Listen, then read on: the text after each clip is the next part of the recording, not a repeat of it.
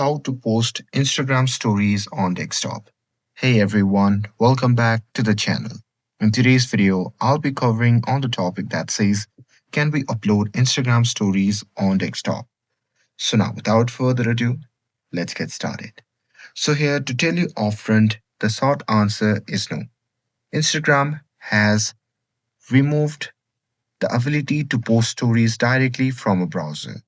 So even if you open Instagram on your browser and switch it to mobile view or use developer tools, the add story button will no longer appear, so it just won't work anymore.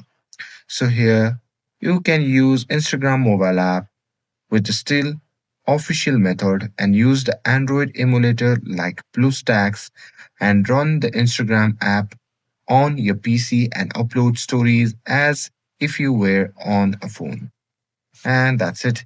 With this, if you found this video helpful, then don't forget to like, share, and subscribe to get updated for more videos. Thanks for watching, and I'll see you in the next video.